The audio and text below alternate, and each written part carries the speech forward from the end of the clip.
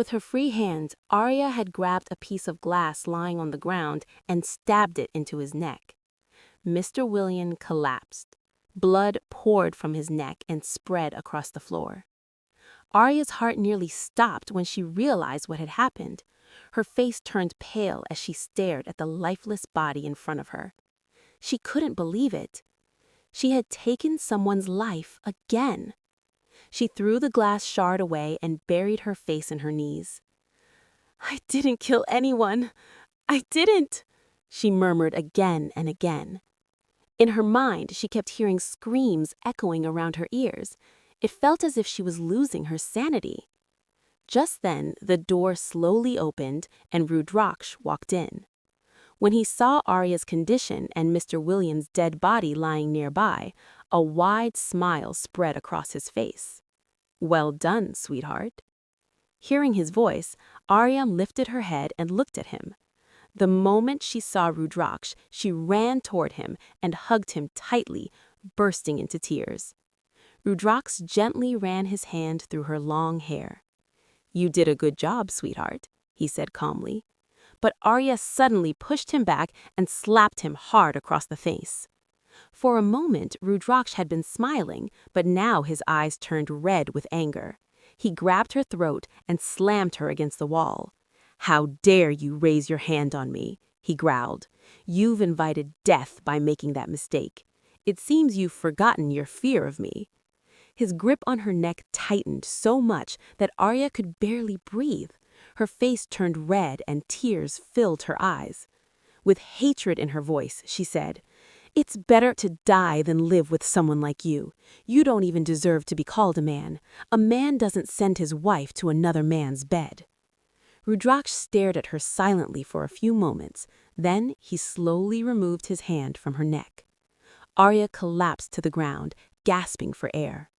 Rudraksha sat beside her and lifted her chin. "You just reminded me that I shouldn't kill you," he said softly. "I want to torture you instead, sweetheart. I don't want you to be free so easily. You entered my life on your own, but you will only leave when you leave this world." He leaned closer and kissed her lips. "Sweetheart, you look so captivating and hot that I can't control myself," he murmured. Arya tried to push him away, but Rudraksha was far stronger than her. Exhausted and defeated, she eventually stopped resisting. Rudraksha sat on the floor while Arya remained in his lap. Her dress was torn slightly on one side up to her thigh, revealing her fair legs. Rudraksha's hand slowly moved along her leg, while his other hand tangled in her hair. He leaned back, pulling Arya down with him onto the floor. He kissed her lips intensely. When Arya struggled to breathe, he bit her lips slightly before pulling back. His passionate kiss had drawn a thin line of blood from the corner of her lips. Then he leaned forward again and kissed her softly. It felt as if he was tasting blood. Arya didn't understand why. Because of everything he was doing, her body had already become sore and exhausted. Still, she began reacting to his touch. Her fingers tangled in Rudraksha's hair and pulled at it, and feeling this made Rudraksha's movements grow even intense. Rudraksha stared at her face like a man possessed. He kept kissing and biting her lips, then moved to her cheeks, sucking and nibbling at them. Arya's deep breaths began to fill the room, which only encouraged him further. At that moment, she even forgot that a dead body was lying a short distance away in the same room. Rudraksha buried his face against her, hiding it in her hair. Then he pressed his lips against her ear. Arya clutched his shirt tightly as he bit down on her neck. The sudden pain made Arya cry out. She tried to push him away, but Rudraksha grabbed her hand and pinned it above her head. His other hand moved over her cleavage. The pain Arya felt slowly started turning into a strange pleasure. One of Rudraksha's hands held her lower body firmly. Arya closed her eyes. "Moan my name, sweetheart," Rudraksha whispered in her ear. In the next moment, her voice echoed loudly throughout the room. Rudraksha pulled one sleeve of her dress down and began kissing her collarbone. At the same time, he started removing his own clothes.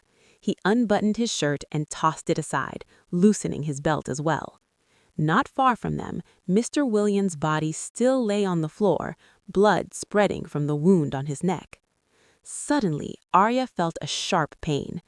It was like waking from a drunken sleep. Her eyes immediately fell upon Mr. Williams' lifeless body, and she screamed loudly and pushed Rudraksha away while quickly adjusting her dress. Until a moment ago, she had forgotten the terrible incident that had happened, but now fear returned, making her tremble.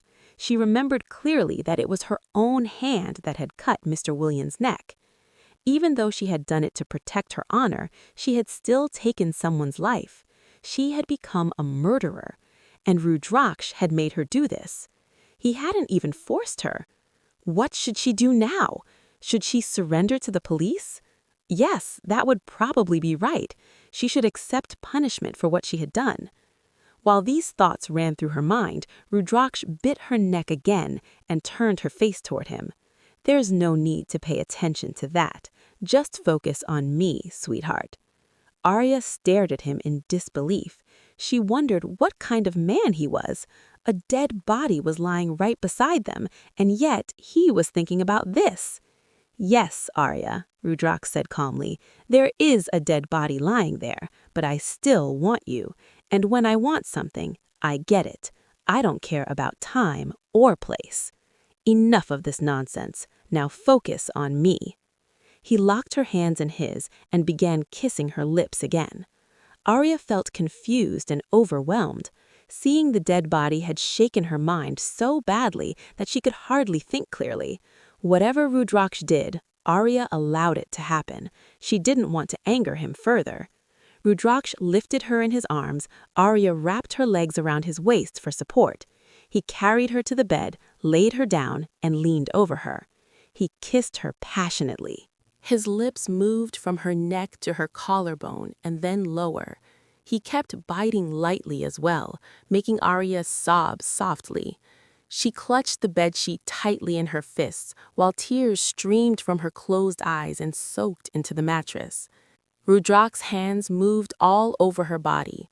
Within moments, both of their clothes had fallen to the floor. Rudraksha continued passionately, while Arya's cries filled the room. Before long, Arya's body was completely exhausted, but Rudraksha finally seemed satisfied. He lay down beside her. "Sweetheart, your body is very precious to me," he said softly. But Arya couldn't even hear his words. When Rudraksha looked at her, she had already fallen into a deep sleep. Sweat covered her forehead, and tears still glistened in her eyes, making her look even more fragile.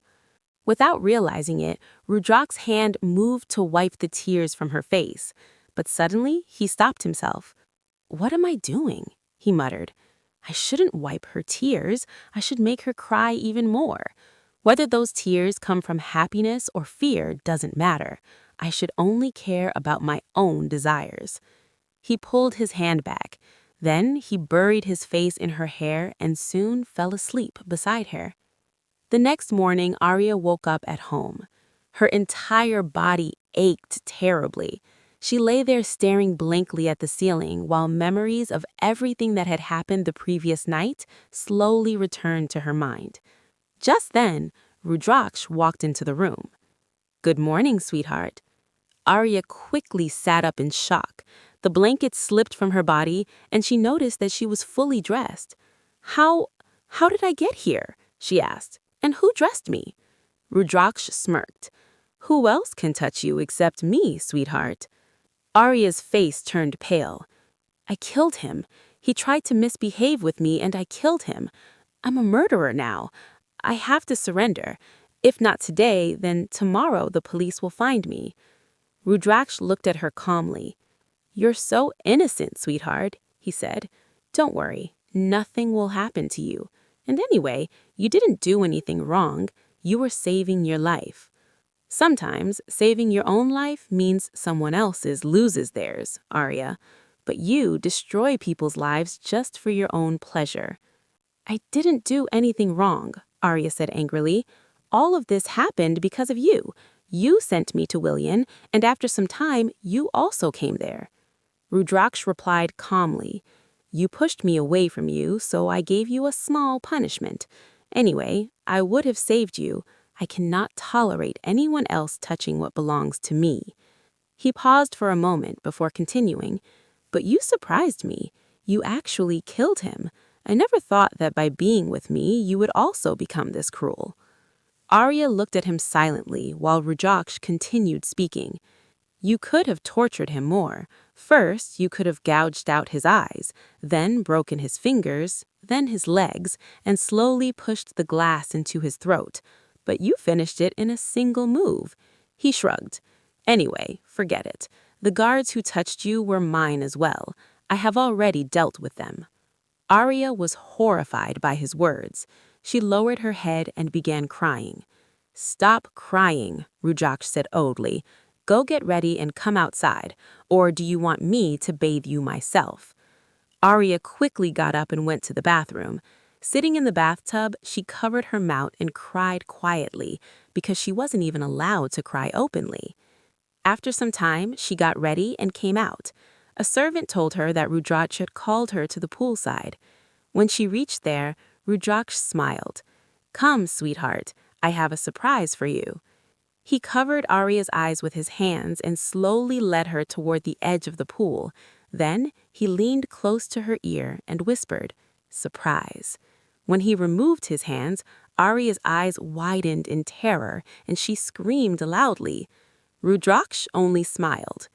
What Arya saw was horrifying. The guards who had touched her at the party were now lying in the swimming pool as food for crocodiles. Their bodies had been brutally torn apart. Severed hands floated on the surface of the water. Seeing their half-eaten bodies made Arya's heart nearly stop. The entire pool had turned red with blood. Terrified, Arya buried her face in Rudraksha's chest and started crying loudly. Rudraksha gently turned her face toward the pool. "Look carefully at this beautiful sight, sweetheart," he said calmly. "Doesn't it feel satisfying when people who wrong you suffer like this? How dare they touch you? If that bastard William were still alive, I would have killed him like this too." Arya was already in terrible condition because of William's death, and seeing this cruelty made her even more frightened. She realized there was no limit to Rudraksha's ruthlessness. Then he did something that terrified her even more. Every time he did something cruel, she would argue or fight with him, but after seeing what she saw today, she felt she might remain scared of him forever. Arya fainted in Rudraksha's arms. Rudraksha smiled slightly. "You fainted, Arya? Good. My fear is finally inside you. Now you will never even imagine going against me." He carried Arya to the bedroom and laid her on the bed, sprinkling water on her face until she slowly regained consciousness. When Arya opened her eyes and saw him reaching toward her, she immediately shrank away in fear. "What happened, sweetheart? Are you scared?" Rudraksha asked. Arya looked at him with trembling eyes. "Sweetheart," he continued, "I have decided to fulfill one of your wishes today." Arya's voice shook. "What do you mean?" Rudraksha smiled coldly. "You always say that you would rather die than stay with me, so I thought I should free you from this painful life." He glanced toward the pool outside. "Those crocodiles are still hungry. Come on, sweetheart." Arya started trembling violently. Her face turned pale. Until now, she had often wished Rudraksha would kill her, but after seeing what he did to the guards, she was even afraid to die by his hands. Rudraksha was about to lift her when his phone suddenly rang. He ignored it at first, but when it rang again, Arya gathered courage and said softly, "Maybe it's something important." Rudraksha looked at the phone. It was a call from his grandmother. He answered it. As he listened, his expression changed. "We're coming," he said, before ending the call. Then he turned to Arya. "Get ready quickly, we're going back to India." For the first time, Arya silently thanked her grandmother from the bottom of her heart. Because of that call, she had been saved. After some time, they both left for India. By the time they reached home, it was already midnight. Rudraksh went to check on his grandmother, but she was asleep, so he returned to his room. Both of them were exhausted from traveling and soon fell asleep. No one in the house knew they had arrived. The next morning, when Arya entered the hall, she heard some noise from the kitchen. Curious, she walked toward it. When she looked inside, she saw Rajeshwari there.